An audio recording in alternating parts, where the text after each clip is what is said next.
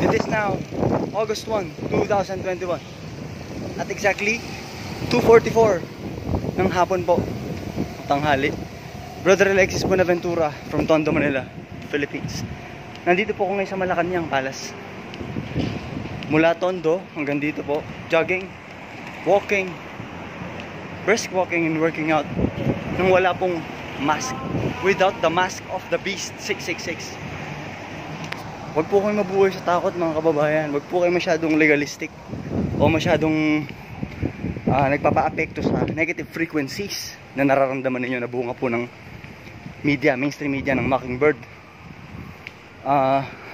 Tama po yung sinasabi nila Brother Rock, sila Nanay Jet, sila Sis Portia, etc. Sila Ate Rival, sila Attorney Aaron sa Gising Maharlika. Live your life, mabuhay po kayo. Hindi po kayo pag-aari ng sino pa man pong gobyerno ng tao sa buong mundo. Ang may-ari po sa atin, Diyos. At yung karapatan po natin, God-given rights, inalienable rights. Huwag po kayo mabahala. Unang-una, may itong legal na usapin po. May marami na pong tumatayo sa awa tulong po ng Diyos. Ang dami na rin pong doctors. Ang kinakailangan lang po, umilos din kayo. Huwag na kayo mag-consent sa kung ano pa man pong kasinungalingan to. Unang-una, alam naman po natin, contagious viruses, hindi umiiral. Yung sa Wuhan, 5G, 60 GHz po ang pinampatay nila dun sa kapwa-tao natin. Hindi po nila mapapamalian yan. Unang-una, hindi nga po nila mapapatunayan yung pag-giral ng tinutukoy nilang matinding nakahawang bioengineered. O kahit hindi po bioengineered, natural, microorganism, viruses, hindi po nila mapapatunayan yun.